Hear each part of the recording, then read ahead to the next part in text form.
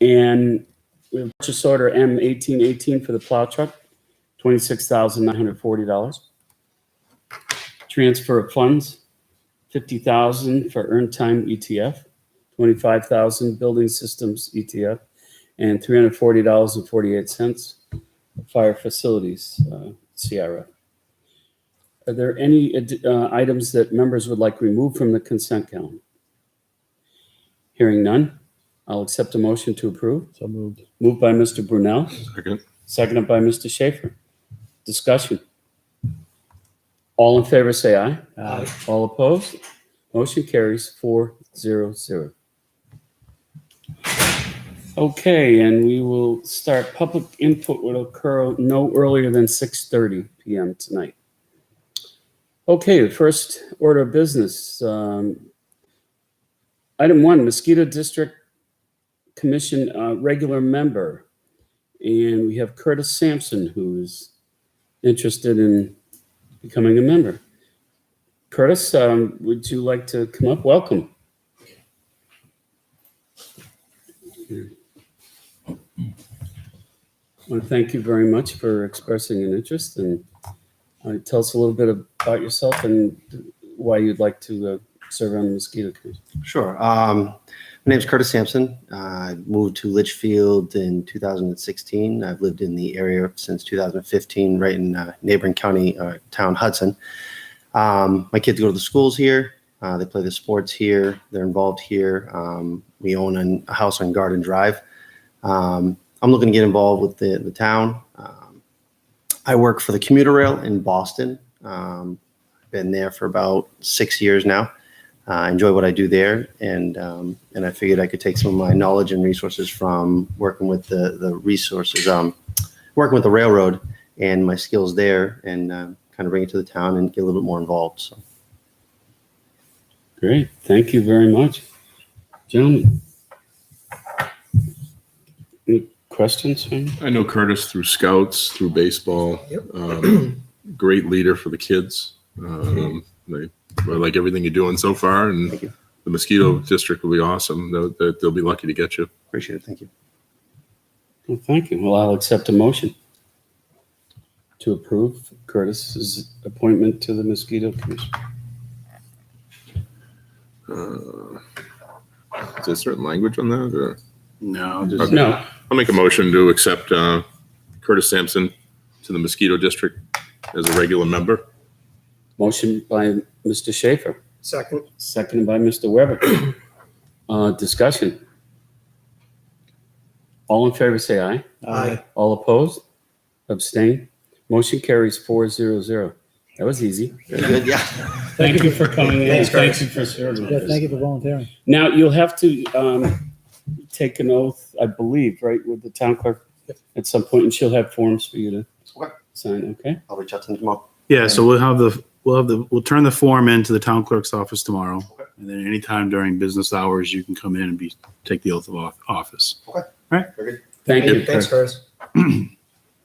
Okay, item 2, DPW feasibility study. Mr. Gould, welcome to Litchfield. Thank you. And Mr. Babinski, Michael Babinski. Good evening. how are you? Good.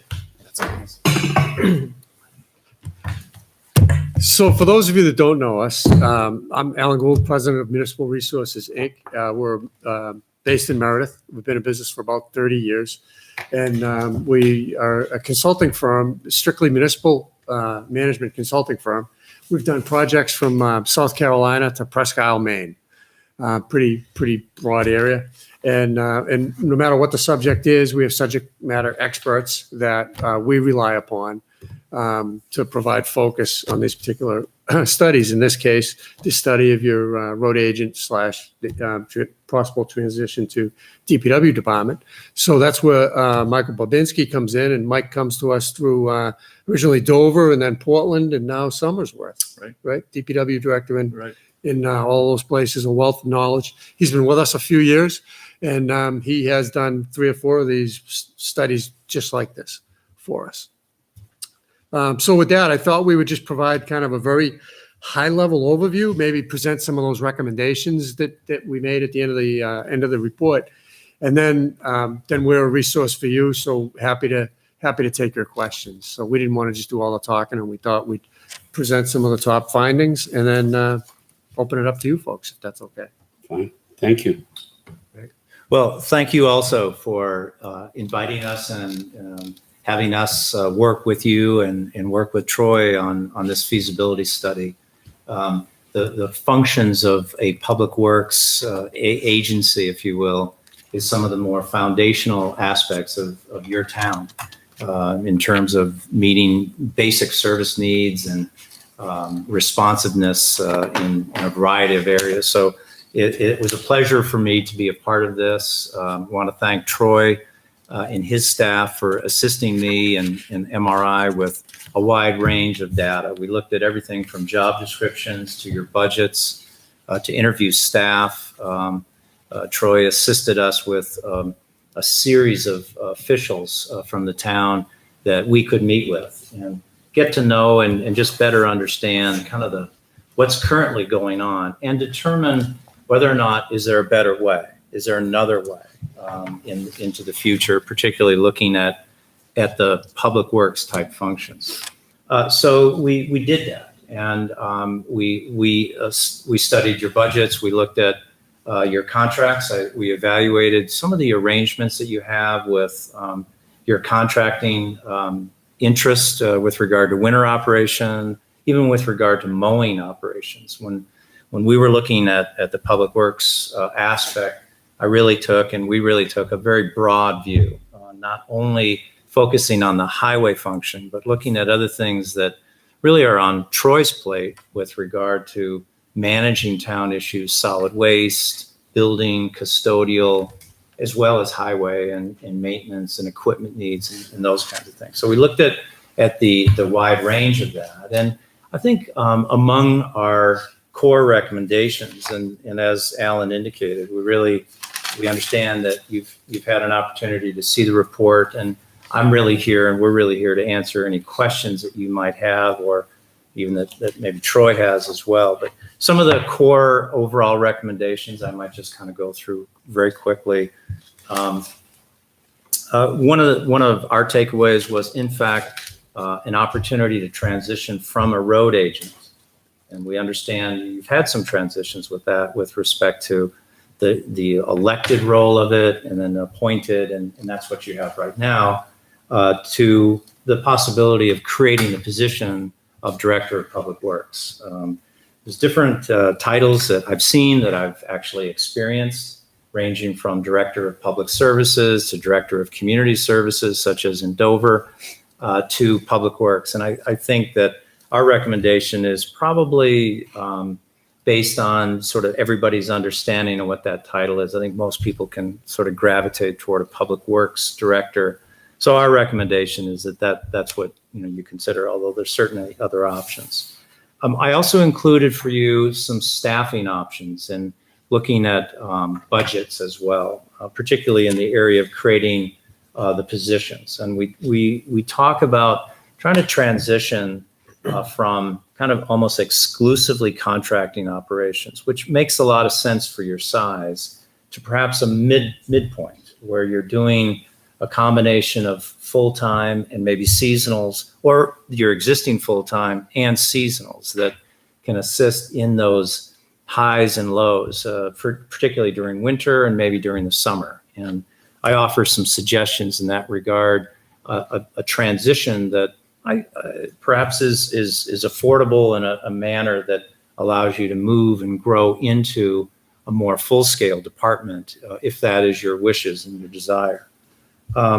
We also suggest updating job descriptions. These are some things that MRI can assist with, but I think particularly in relationship to the new duties of the road agent, if we're moving in that direction, and we certainly recommend that you do that for a variety of reasons. But the job description is something that job descriptions at large, I think, would be a task that the town should undertake. I think with respect to the kind of the baseline about why move from a road agent to a public works department or director is in fact future, and looking at ways where Not only you're meeting some existing expectations right now and maybe improving the efficiencies and management of the function, but also looking into the future about how that position might relate to other department officials in the town. That position is somewhat common and a little more common, as Alan indicates. We're experiencing challenges with recruiting at those levels, but I think that it's recognized in the industry as well. There's some other recommendations, such as requesting Primex, which is your liability insurance agent, to take a look at your contract documents. I think particularly around the winter operations, I would highly recommend that. And it's mostly to make sure that you're protected, that the town's interests are protected. We also recommend that in the area of mowing. You have a series of contracts for mowing your parks and open space and recreational fields. I think there's opportunity to take a look at that and make sure the language is what you need with respect to making sure you're an additional insured and that you have the minimum coverage that you need. We also suggest that you take a look at the current, I guess, former or soon to be former fire station as maybe a candidate for some aspect, maybe repurpose that with respect to storage of equipment and maybe a central location for the public works operation. We suggest grouping budgets under one function, if you will, or department, so that it's easier to track, it's easier to monitor and manage over time. We suggest a transition plan to get to this point, because these things aren't anything that happens overnight. We suggested kind of a working steering committee, certainly made up of Troy, the town administrator, the road agent, Board of Selectmen representatives, and really to serve as kind of a guide that would kind of monitor all the pieces that would have to occur, changes in titles, this budget I just described, the consideration of future equipment and future storage locations, those kind of things. And probably last, just more of a operational, one of the things that we try to do in these studies is look at risks. You know, is there some things that we might be able to do differently to, you know, ensure you, that you are minimizing exposure. And one area that is relatively minor, but recommend that you change that. We noticed that there was use of private equipment for town functions. And in the report, we recommend that we discontinue that, or that you discontinue that. Can you provide an example of that? It's in the area of picking up trash within, I think, your trail and open space area. They use their own vehicle. Yeah. Right. Yeah. Solid waste manager. Absolutely well-meaning, well-intended. It's just sort of we're in a sue-happy environment, and circumstances can occur.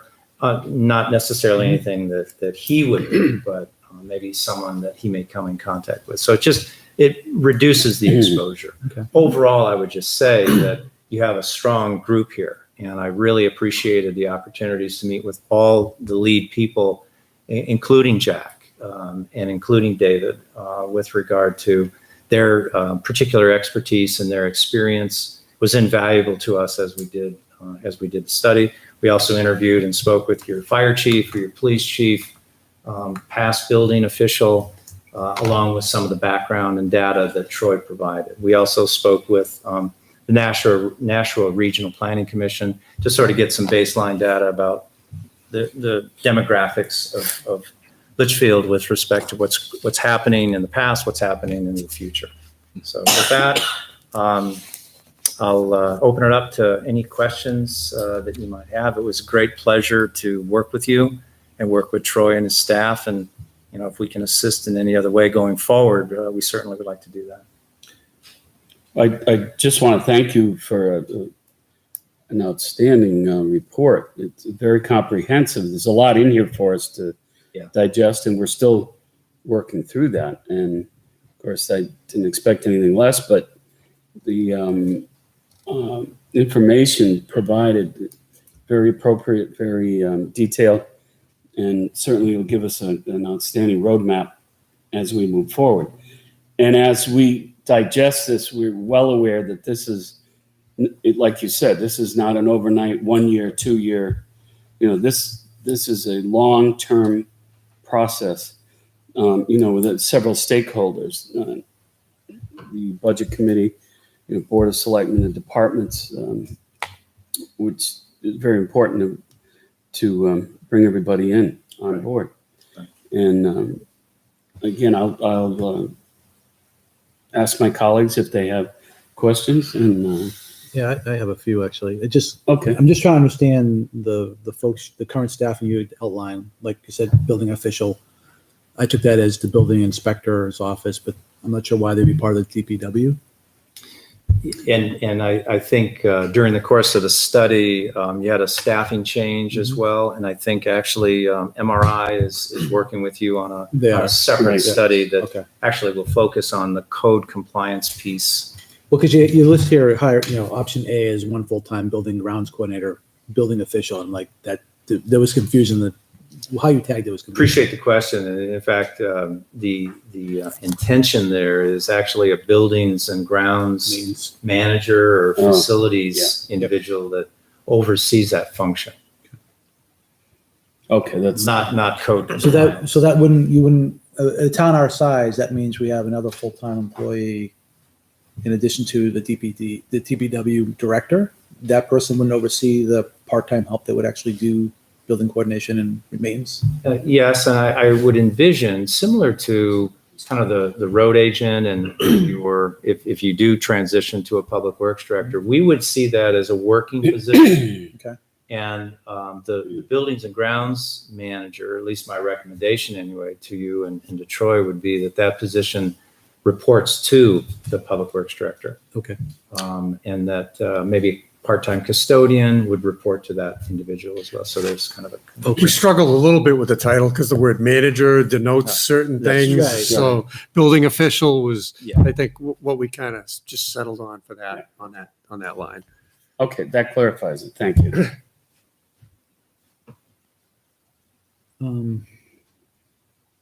Yeah, I mean, I looked at option A and option B, and I could see either way. You see a blend of full-time plus or make up by part-time and overlaps, and it all makes sense. I think it's really about what we can absorb from a budget perspective and what's the right direction. Yeah. Right. I'm interested in the fact that we're talking about joining. I know the plan was to join DPW to be one, solid waste and highway, but you got two strong leaders right there, and how you deal with that part of it. And they're very specialized. I would say neither one could do either one's job. Cross training would be ideal, obviously. And then you're calling out, again, in your plan or your options, you're calling out full-time employees for the solid waste facility, but then it actually looks like it's highway, solid waste and recycling. It's like, again, those jobs don't typically overlap, but they probably could in some regards. Yeah. We see them overlap quite a bit, Yeah. actually, in a lot of towns. And Well, then, here they don't. That's why I said they. Yeah, and I've seen too when I was Sure. out there on the circuit that they did. Yeah, you're right. They don't here, but Yeah. they do, and it works very well in other municipalities. it helps create almost a pool of people with the cross training, as you mentioned. Now, they can all plow snow. If you're hit with an emergency, whether it be a microburst, whatever it is, Yep. these are all people that can Been. pull in the same direction because they've got that cross training. So we just view it as kind of a pool of folks that you have that can be applied a number of different ways because they're all working primarily for the same person. Well, it's not unlike the larger cities where you have Manchester. When in the winter when it's not snowing, they're manning the trash trucks, Right. and when it snows, they haul them off, throw them onto the snow removal equipment. Even smaller towns, I spent a lot of the end of my career in Rye as the police chief and the town administrator. And they're all cross-trained in that DPW department. So you could take somebody, actually, if I go there Saturday morning, I'm likely to see somebody that's on the highway, that's typically assigned to highway, working at the transfer station. But when it snows, the transfer station may have just one person there when there's normally three, because everybody else is in the plow trucks. And if it's a Saturday or Sunday, or Sunday and Monday rather, when the transfer station is closed, everybody's in the plow trucks. And it also allows, with that staffing, allows you, if you need to to spell some people, to give some rest when they're on those long-term operations, whether it's some kind of an emergency response or it's a plowing winter operation. Yeah, cross training we can see also in park maintenance as well. Yeah, It's not unusual for a highway equipment operator to also be able to mow or take care of. I think we've always had the idea of having highway help us with the mowing, but we never had the resource or the employees to do it consistently. Right. I mean, that's been a challenge. And that's where you can do it with as you start to work through these plans. And then it's all about the job description, as Mike said, whereas you don't want to be overly specific. If somebody's an operator, an equipment operator, you want to make sure that allows them to also do these other things. There's you know? mowing too. Yeah. You need to create flexible Yep. job descriptions so nobody points to a piece of paper and says, wait a minute, not my job. Now, the solid waste folks are all certified to some extent in various, aspects of their department. So does that mean that we'd have to certify most of our employees so that they do have that cross-training availability, or? To some degree, yes. Okay. I think under state New Hampshire DES, if you're handling solid waste at a transfer station, you have to have a certification to do that. Those are some best practices, safety kinds of things that the state puts employees through, if you will. I could see that, and I've experienced that where those employees that are in solid waste and highways have dual certifications. I've seen it also in utilities. A highway employee that also may have a water license or a sewer license. That's absolutely common. And in some smaller agencies, it's kind of necessary just because it's difficult to, have. The certification is, I don't know. it's not an overwhelming. There's Right. different Right, levels. that's kind So of you what- have to have the But it's- person with the licensure. I don't know the proper Yeah. term that's in charge of it. Yeah. But then the other employees that may There's work different there, it's a levels. of lower level. certification. I think one of the things we observed with your solid waste manager is he's running a very good program there, and Right. very attention to detail. I think some good leadership, and he runs a good show. And so compliments to him, compliments to you that he runs that program. And we think that some of that.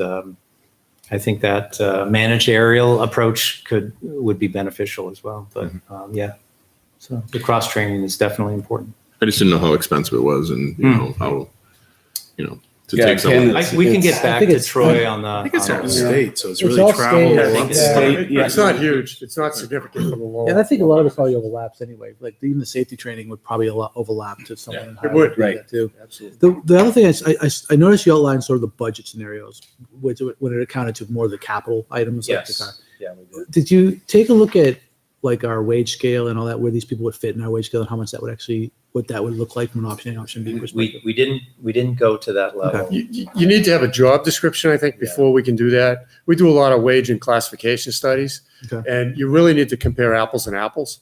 So, I think if you developed a job description, we'd be able to then compare that. Right.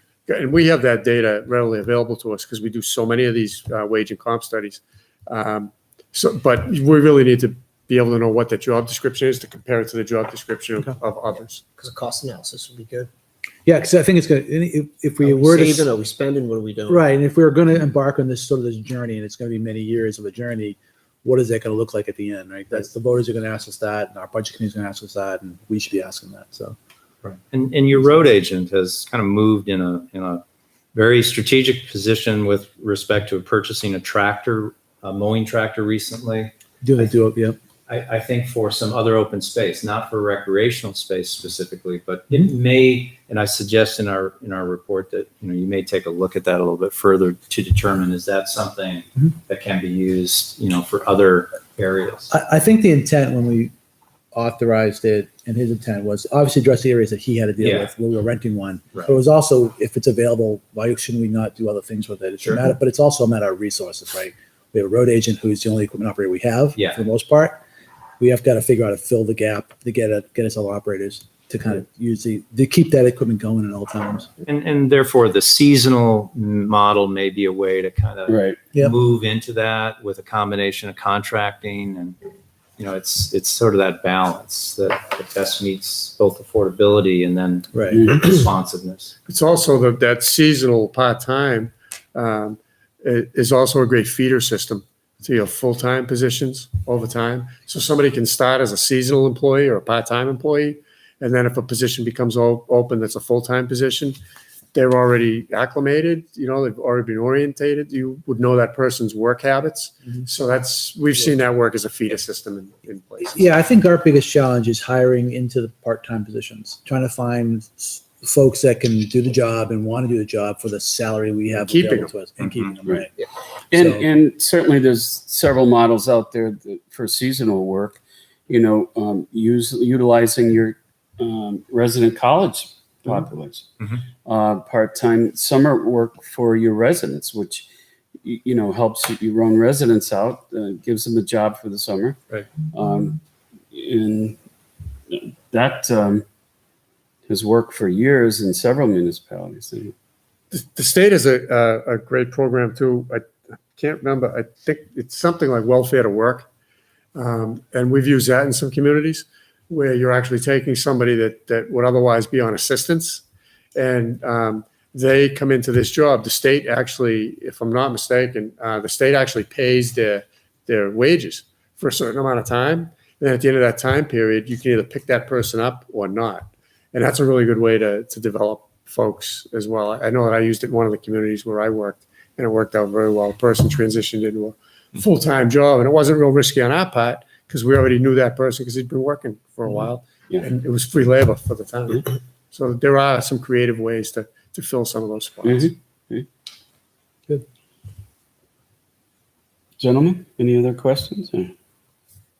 It's a good roadmap at this Yeah, point. definitely. The matter- Very good. We have our work cut out for us for the next few years. So Thank you. I want to thank you again very much for a very detailed and comprehensive report. You're welcome, and thank you as well. And kudos to you as well as Troy and his staff for thinking this way and thinking about not only recognizing the quality services that the town has now, because that's my takeaway, that you do deliver a very strong level of town services, but you're trying to raise the bar and move it in another direction. So we appreciate that. And it was a great opportunity to get to know you and provide information that we hope will be very helpful both now and in the future.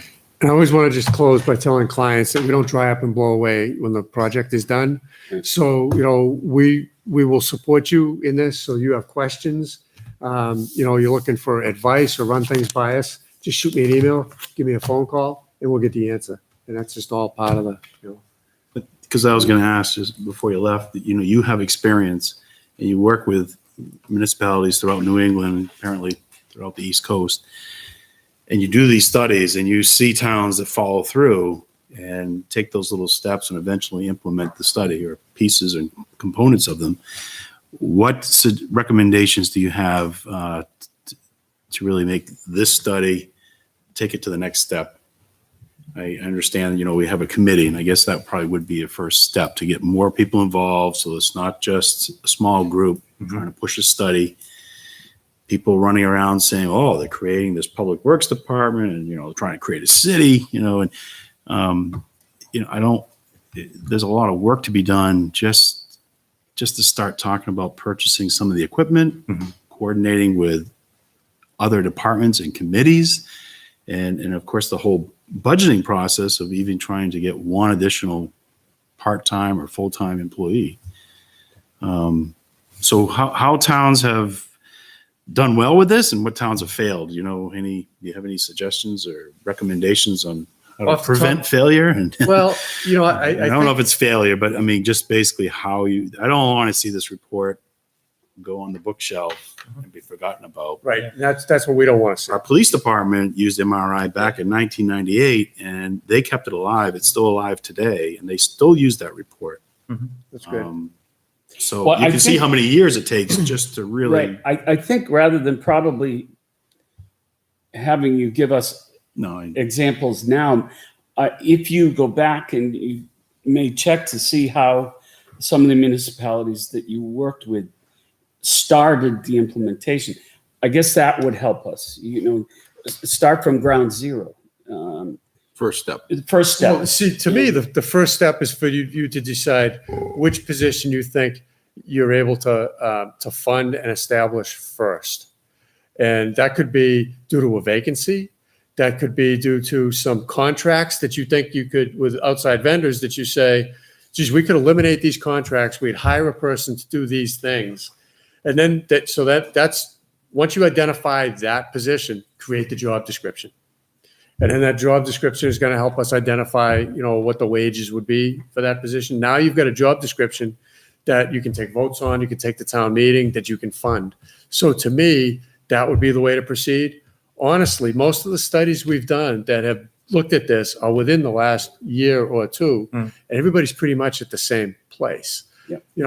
It has to go to town meeting, or it went to Right. town meeting, or something like that. So it's really, to me, it's about looking at what makes sense to make that first move, and you want the first move to be a success. Right.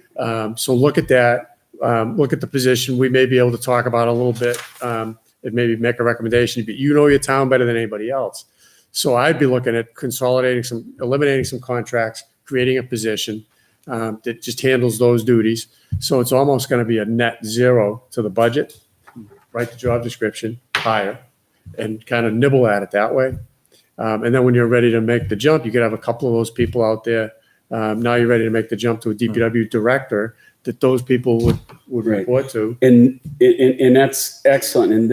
In our town, what that's going to involve is a lot of stakeholder communication. Especially, with recreation, with those people that are currently the incumbents, the commissions that have authority for doing that at this point. And I think we have to have those types of conversations before we even move anywhere else, because it's important that everybody be on board. Sure. So, Yeah. And we had recommended kind of that steering committee, that maybe Right. one idea, one way to do that. To the extent that it's within your authority, maybe the budget framework, sort of begin consolidating those like functions, public work, or the Right. road agent, the solid waste, the buildings component, maybe the mowing contracts. right. Begin sort of packaging those into one, so it begins to function, at least from an accounting perspective as a Sure. department. All the while you're building your base and your support and understanding. Wouldn't we have to go to the voters for like the rec commission? Because that was empowered by the voters. Right. That's So right. yeah. That was my whole point. Especially the contract mowing and everything with recreation. He's got one more year left. Right. That has to be a detailed meeting and talk with them, because they are empowered. Yeah, they'd have to relinquish that. control. They have to relinquish that. And we'd have to have conversations with them. Sure. Cool. Okay. Well, thank you again. We Super. appreciate Thank you very much. Really Thank you. appreciate it. Then I'll probably be back before you again. And Oh, yes. Okay, for the next one. Okay. thank you very much. All right. Thanks, Troy. All right, thank you. Thank you, Troy. See you, Mike.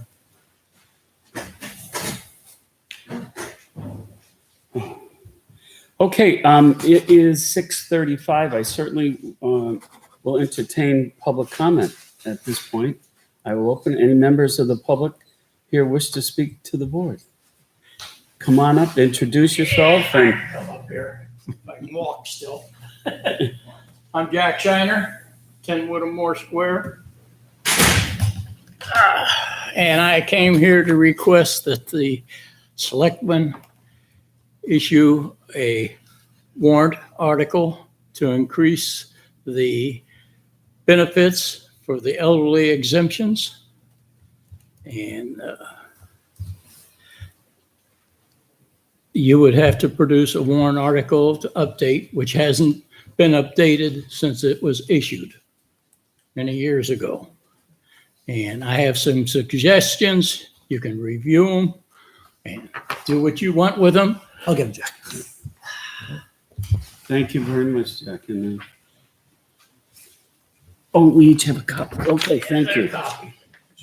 Thank you. I think it would be a benefit to the selectmen to do such. Okay. I'm only recommending it, and it's up to you people to consider it. We just did the vet. We just changed the. You did the, Veterans access. yeah, Veterans. we did the veterans credit. So I think you're talking about the elderly He is. exemptions. Right. I was just trying to make sure I'm pretty sure it was a vet. I didn't think we Yeah, touched that yet. right. Okay. Changing the exemptions and the qualifications. Right, this is on the books of present. Jack, we will take this, and what I would just like to do is, I'll ask the Right. town clerk or, and maybe our finance people to see what the fiscal impact would be Right, on that, just to have it. And, I'm not saying that, no, you understand. I didn't expect we to would- get an answer. We wouldn't be doing our jobs if we didn't totally assess the impact Right. of this. Todd recommended I come in and talk to you people so you could review it and think about it for the next year's budget. And then I Excellent. know in 2020, reevaluation goes through the town. Right. Elderly people that's been here a long while, their property value is going to go up. And cost of living, as you know, has gone up quite significantly Right. over the past few years. Mhm. And that, Yep. the one thing bad about Litchfield, it has no public transportation. So if you live in Litchfield, you got to have cars and gasoline and that. So I'd like to thank you for your time. Thank you, Jack. Look for the future. All right. Thank you. Thank you, Jack, for coming in. We will take this under consideration. Thank you. Okay. Is there anyone else that would like to speak before the board?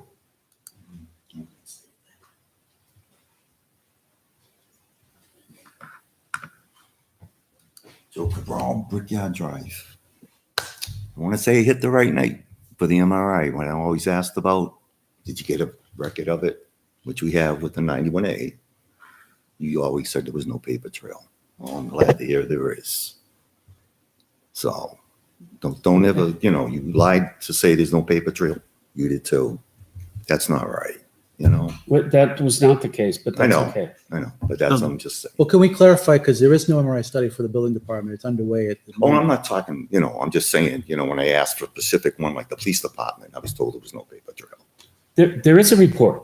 Yeah, but why didn't I get it under the 91A? Did you ask for the Yes, I report? did ask for it. Troy, did he ask for the police department MRI report? Because that's public. It's been published on our It's website. been several published times. on the website for Yeah, you? I don't even know if it's on the website. If It's it 20 is, I years can old, find it. isn't it? Yeah. It is. It's fairly old, yeah, but Yeah, I know it's old. we're still using it. But was that actually asked in the 91A? I don't remember. I seeing it. don't remember seeing that, to be honest with No, you. you wouldn't see it. I mean, I give it to him. We see everything he gets. Right. Okay.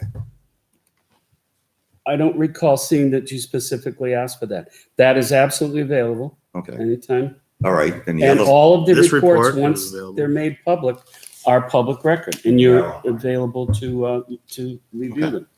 all right. That's all I got to say. Okay, thank you. Yep. Thank you. Okay, is there anyone else who would like to offer public comment? Okay, hearing none, I will close public comment and go on to the next order of business. Corning Road, no through trucking. Troy, did you want to start with, or did you? We received a letter from Mr. Conway asking that we, Well, I've just brought up a PDF file of some, so I just want to make sure we're clear. An RSA 91A request was, I would like a complete copy of the reports and written explanations of all studies requested through Municipal Resources Incorporated from 2017 to present. So at the time that you wrote this, so I just want for clarification for anyone that just heard that maybe I lied or the Board of Selectmen lied.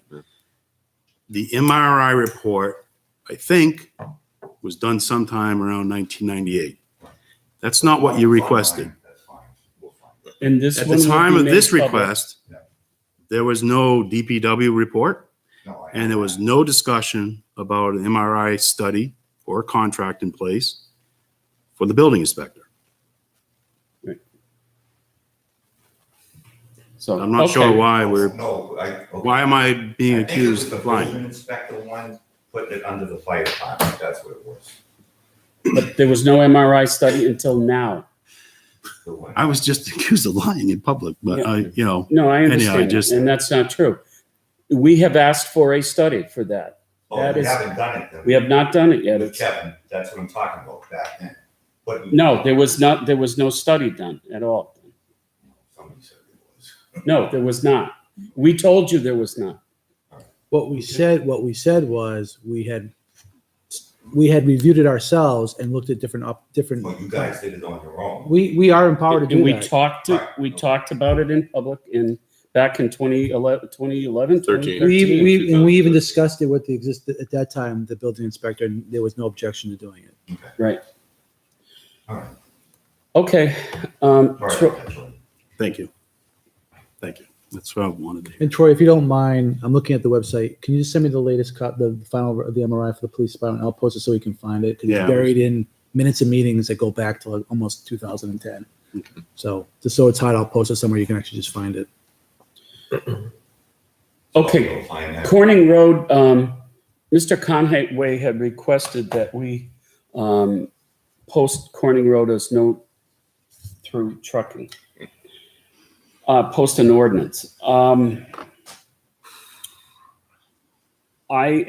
After we received that letter, we talked about it briefly at the meeting.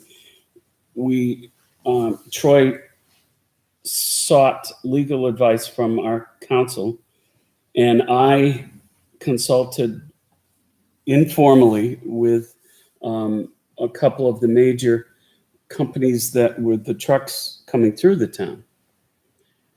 And their suggestion was that while we certainly could do that, it was not in anyone's best interest, and there might be a challenge, a legal challenge. And the history of that is legally, if there is no alternative, no, what was the other? Well, there needs to be a rational basis. Right. It has to be a rational basis to do this. And if there is no alternative that would be, there was a word that they used. Just an alternative route. Right. Really. If we did that, these trucks would have to go all the way to Manchester and come back down. Apparently, historically, the courts have not looked favorably on that. It was suggested that what we may want to do is post no trucking after a certain hour, between certain hours, like 6 o'clock at night till 7 in the morning. That would be acceptable to them. Now, in retrospect, in looking at that, we could post Corning Road, but then if Manchester doesn't do their part, Robert Hall, or Londonderry doesn't do theirs, that wouldn't necessarily help the situation, and would certainly, if were challenged in court, it would not be good for us. We could post right the four-way though on the other side of Londonderry, right? I'm sorry? You go down when you come down Corning, it turns into there's a four-way that you're into Litchfield. Couldn't you post it there? Both ends. I mean, they'll be stuck once they do it down that road. They can't turn around. Let's put it this: I guarantee you, we'd probably be in court within 3 days. I figured that would happen anyway because it's Right. the state using the road.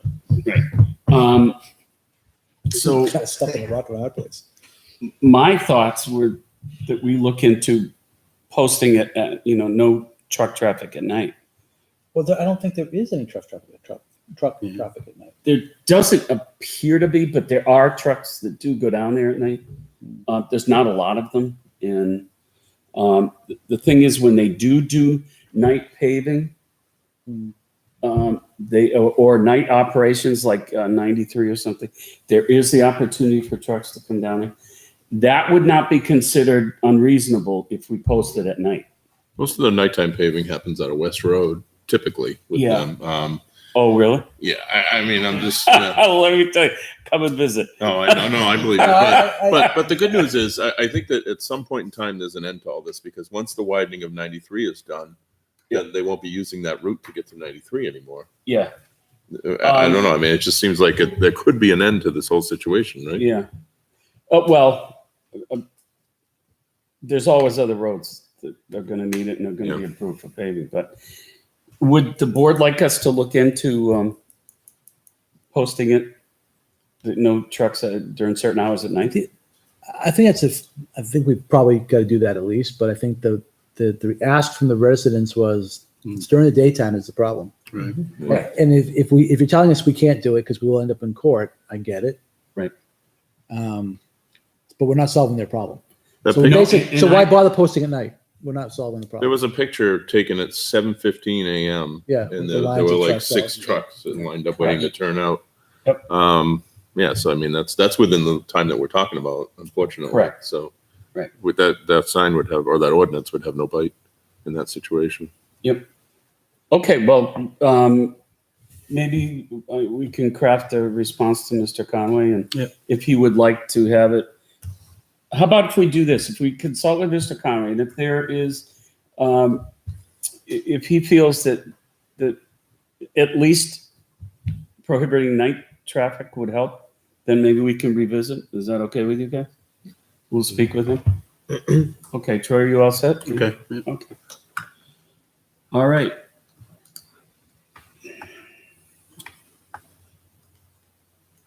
Plow truck lease agreement. We discussed this and we,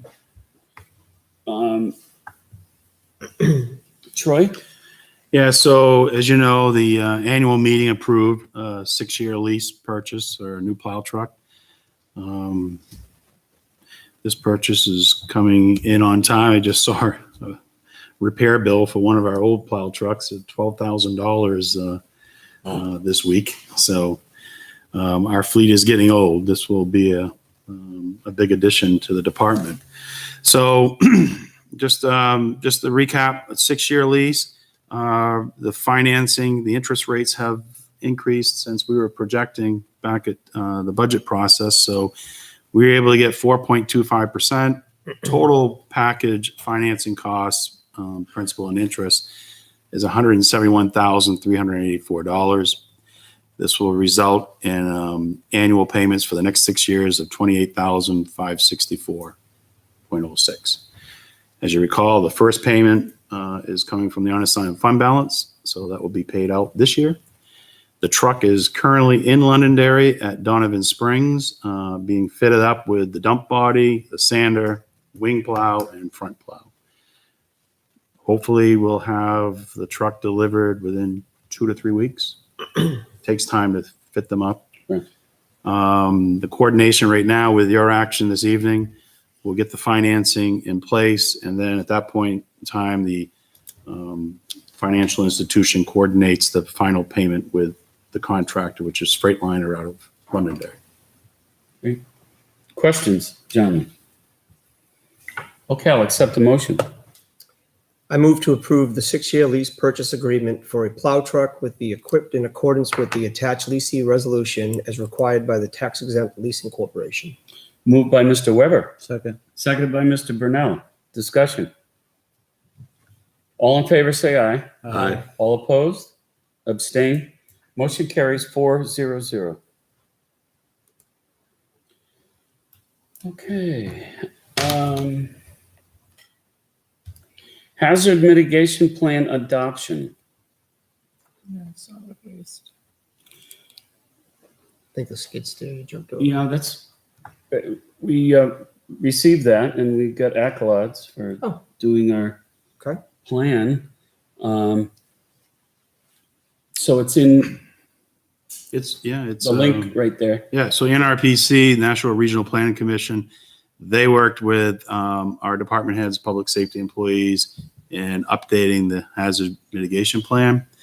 It is ready for adoption by the Board of Selectmen.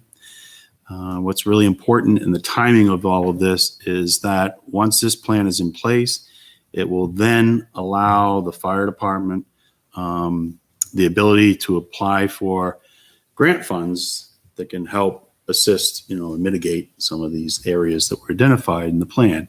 And hopefully a lot of that grant funding will be used to make some purchases for equipment and furniture, fixtures, radio equipment and stuff for the new fire station. Great. Thank you, Jim. Questions, Tina? Any other questions? Nope, we need a motion, right? I'll accept the motion, please. So I move to adopt the Town of Litchfield, New Hampshire Hazard Mitigation Plan as revised and updated in 2018. Moved by Mr. Brunel, Second. seconded by Mr. Weber. Discussion? All in favor, say aye. Aye. All opposed?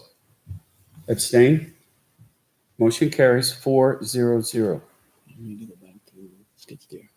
I'm sorry? We need to go to number 5. Oh, thank you. Okay, solid waste recycling skid steer purchase. Mr. Brown. All right. Just know, I've replaced this once in my career so far.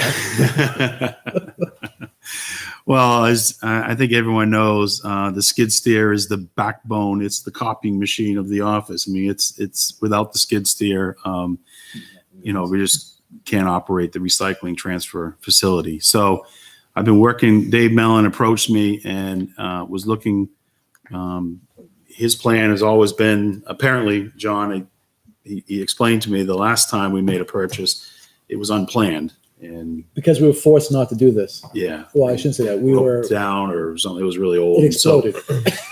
So our plan is to, David would like to refresh the skid steer every 5 years. Mhm. And the beauty of that is because it's a municipal piece of equipment, well maintained, we get a really good trade-in value. And on top of that, you get the municipal discount for the purchase.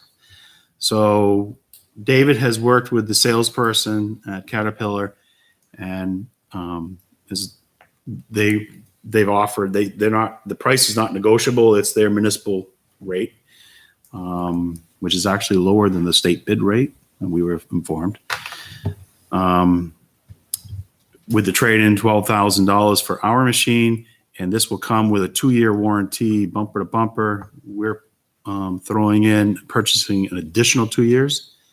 So our plan is to own this for 5 years, 4 years of which will be covered with a warranty.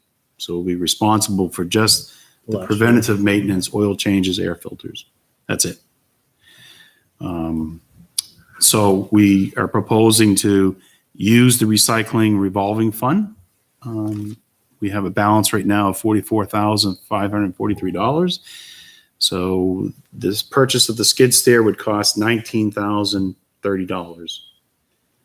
And I would need, also, I just want to make sure the board's aware that if this is approved this evening, we would remove from the proposed operating budget 2019 the annual lease payment for the skid steer, because we were planning on leasing in 2019.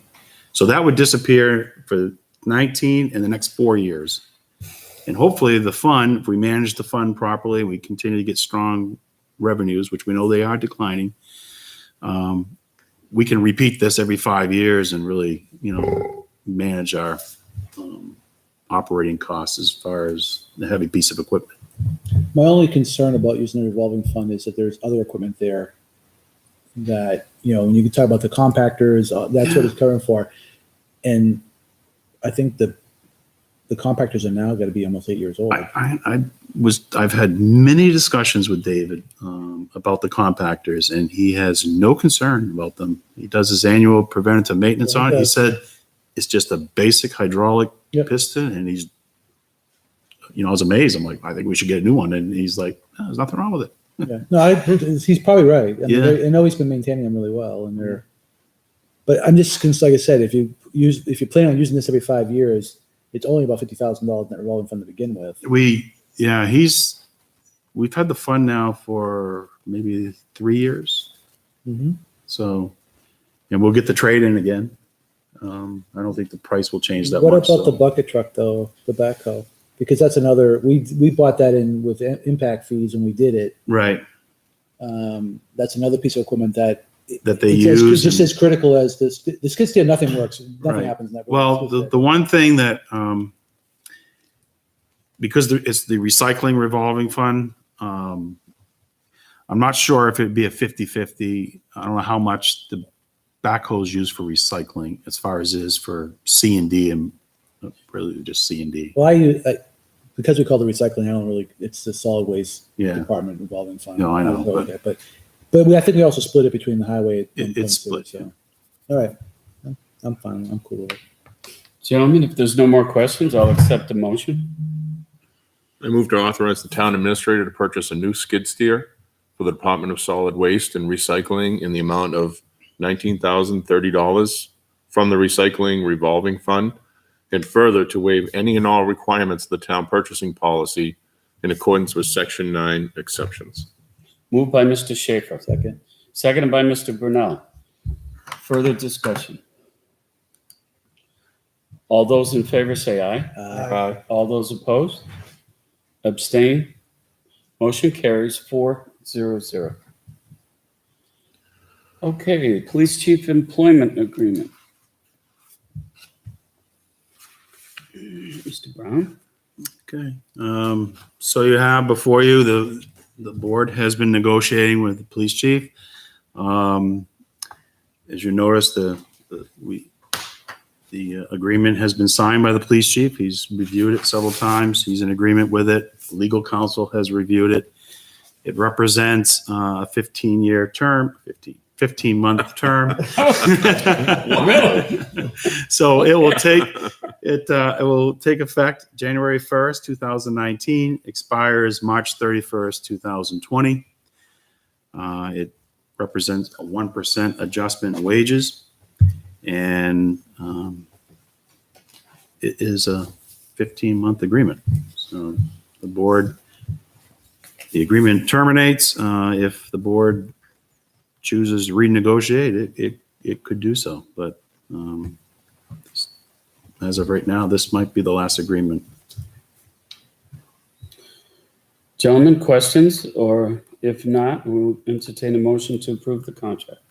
I vote to approve the contract as reviewed and Made by Mr. Brunel, Second. seconded by Mr. Schaefer. Further discussion. All those in favor say aye. Aye. All opposed? Abstain? Motion carries 4-0-0. Tax deeded property to Lori Lane, Mr. Brown? Is that the one we've been talking about? This is the last, we acquired three God. properties about 2 years ago, and this is the last of those, of the three. We have received payment in the amount of $3,500. I've worked very closely with legal counsel, and the deed's been written up. The check has been given to the town. The check is cleared. And this would move it off the town records onto private hands and back on the tax rolls. Troy, one question. Is that really supposed to be quit or quick? It's a quit. Quit? Really? Quit. Okay. Quit claim deed. In other words, we Quit just claim, but not quit claim claim. deed. We just notice everyone, we have no more interest in the property. You selling off our last can in our can collection? I'll make the motion. I move to issue the quit claim deed for the amount of $3,500 to Michael Menendez for property located at 2 Lori Lane, map 1, lot 42. Moved by Mr. Brunel, Second. seconded by Mr. Weber. Further discussion. So this is the last of anything we have left that's deeded at this point? Yeah, we're done now Including all the trailers. till next spring. But that's including all the trailers down there and all that, right? Yeah, we're done with trailers, and we'll see that. I There's know never that- left this them. process will start again. I'm sure Terry will be in meeting with you sometime I'm in the sure. spring. We start getting Okay. new properties. Okay, all in favor say aye. Aye. All opposed? Abstain? Motion carries 4-0-0. Okay, final budget review. Mr. Brown or Mr. Brunel? Yeah, I just put this on. I just wanted to let the board know that we did receive our insurance policies and our health insurance rates. So health insurance went up 10.5%, I believe. We were carrying a 10% increase, but we did go ahead and make an adjustment for the 5. I think the process going Yeah. well. We have our not our last meeting, but This coming Thursday is the meeting which they'll start going line by line and looking at ways to reduce or not reduce, obviously. You're planning on being there Thursday? yes. Okay. I suspect it'll be fairly quick. I don't think it'll go beyond the one day, but I think we have 2 days actually in the schedule, right? Yeah. That's what it is. But I think overall the process has gone really well. I mean, again, the town budget is pretty consistent year over year. There's not a lot of it's not a lot of large variables that aren't really unknown. Labor and benefits are potentially where all the issues really are typically. Mm. And we've already sent them over the estimates, right? As far as the insurance, they updated it. Yeah. So I'll give them a recap, where we're at. When we meet with them Thursday night, point out where the changes were. But right now, as far as the tax cap's concerned, I have a placeholder for the union contract, the amount of $50,000, which I think is a conservative estimate. The proposed operating budget is this is gross, $6,795,740. That will get reduced by the action we just took this evening by another $6,700. So they're going to be looking at a tax cap that we're exceeding the tax cap probably somewhere around, $12,000 to $15,000. Yeah. And that's including an estimate for the police contract. What that excludes is the health agencies. Right. So they've got a little bit of work to do on the operating budget. And then they'll have to have a discussion about the health agencies, if, what position they want to take on that. So I would love to see them approve the operating budget the way it is without concerning the tax cap, because you factor in the warrants, that's where the issue is, right? So if it's a fair budget, let's see them, support it 100%. And if they don't want to support a warrant article, that can be explained why they can't support the warrant article. It's not because it's not sound or it's a good price or whatever it is. It's about the damn tax cap that's in the way now. I think that kind of ties their hands in what they can and cannot do. If they shave $13,000 out of the operating budget, I'm not sure it's going to hurt, but there are certainly areas that we have issues with. Through the review process, I think they've got a couple areas that they're definitely going to question and may make some adjustments on, but yeah, your electrical costs. yeah, but I think we're in a good spot, but we'll learn Thursday night. Great. All right, thank you. Warrant review. So I just wanted to point out that I added, where's the town warrant? And then, of course, now we're going to, we'll have a discussion about the possibility of elderly tax exemptions. So that I need to add another placeholder for that. But Article 6 is a new article. Article 6, Human Services and Health Agencies. So I've listed those agencies, the amounts that they've requested. And I just wanted to point out to the board, the Anne Marie House, when they came and met with you at your last meeting, they submitted a letter. They were here telling you about their organization. They stated that they were seeking funding, but they did not provide an amount, a suggested amount. So I'm not sure if this board's prepared to make a recommendation, but the budget committee will need to know if we are going to recommend a dollar amount for that item or not. If we're not going to, I don't know if you leave it zero, maybe that's a legal question. Well, I don't If we know leave if you it zero as a placeholder and someone at deliberative could stand up and add money to it. That's one way, but you can't list it this way in the warrant article anyway, I think. I think we had to dumb it down the last time we did this, I thought. This was the way we did it about 2-3 years ago. Was it how it actually went on the warrant, the voting ballot too? With the list instead of just a lump sum, right? Yeah, I thought it was, I know it was in the voter guide. I know we talked about it at the. Yeah, deliberative. so what will happen is we'll go to deliberative. These numbers can be amended, changed, eliminated. And then the question is, it's a total dollar amount. So you can really see. But we didn't list individual health agencies in the warrant itself when we did the. Yeah, we did. Did we? Yeah. Okay. I didn't think we could. Yeah. I'll have to go look now. Okay. I'm not how many more are we going to add? I would personally just like to leave the ones that we've had, because we're looking at a situation where, hopefully at least some get approved. I don't know that. I'm afraid if we keep adding, that it's going to sink the rest of them. And Are there any newcomers on this list? well, that in Marie House. Well, okay, so the last time that I gotta go to the budget. Last year, we only raised about $1,600. You had three. It was 2016. We had was the three last time, groups. right?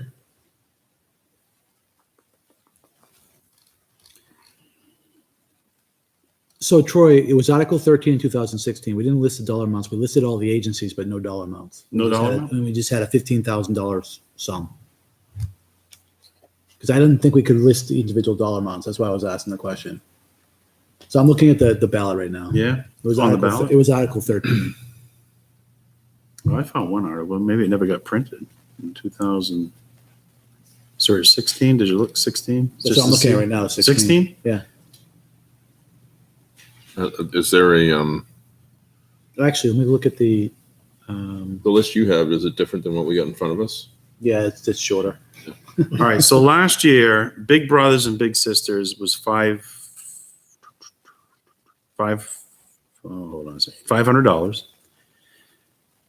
St. Joseph's Meals on Wheels, $1,520, and Bridges, which was domestic and sexual violence, was $300. So a total of $2,320 is what we raised last year. And the board just decided that was what they were going to fund, and they put it in the operating budget. And then there was some discussions about maybe we try that for a couple of years, and then now we're back to saying, do we put it out there again for open discussion at deliberative session?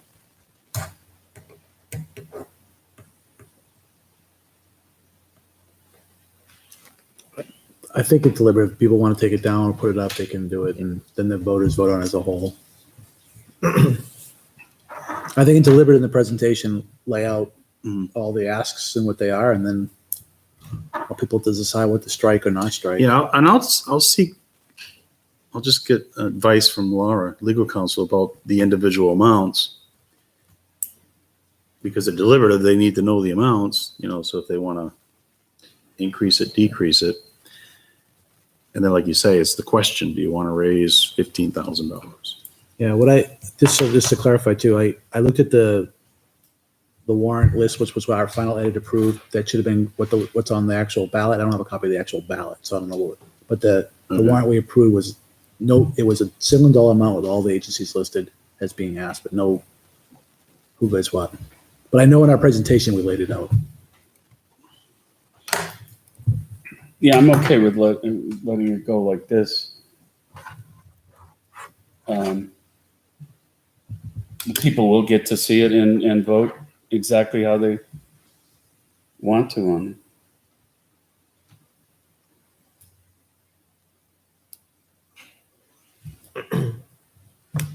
And you will ask Laura, Troy, right? Yeah, if we, and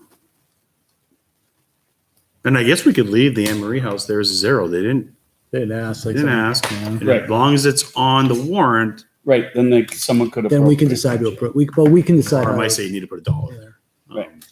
But Okay. All right, and the rest is all the same. yes. So we will come back to this and When do we have to have a final warrant to the budget committee again? Not till the end of December, right? Yeah, I mean, I think they're going to be doing more just operating budget Thursday night. I don't think they're going to be voting No. on the warrant articles. So. Right.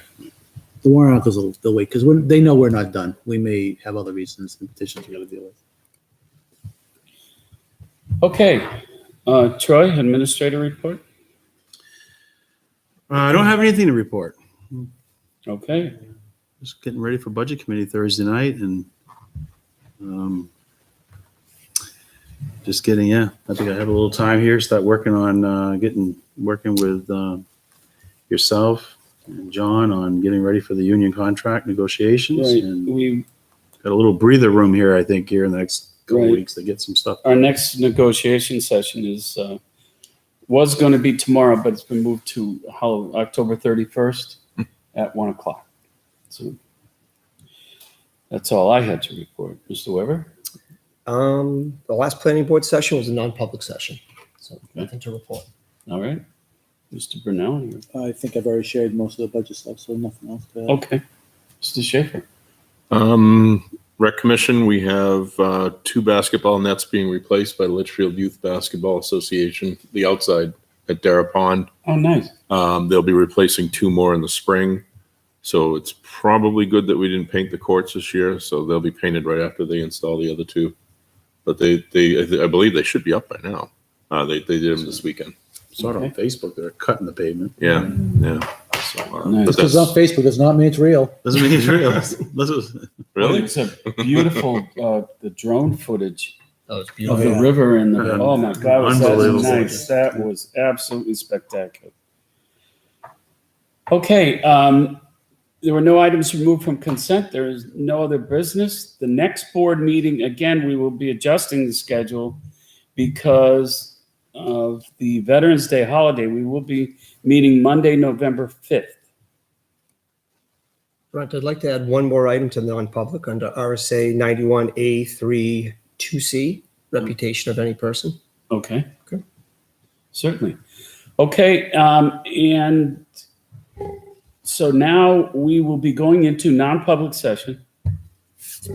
And when we will be coming out of non-public only to adjourn the meeting. So at this point, I will ask for a motion to go into non-public under RSA 91A3-2A compensation for the first one. So moved. Moved by Mr. Brunel, Second? seconded by Mr. Weber. Roll call vote, Mr. Weber, Yes. Mr. Brunel. Yes. I vote yes, Mr. Schaefer. Yes. Motion carries 4-0-0. We are now in non-public session.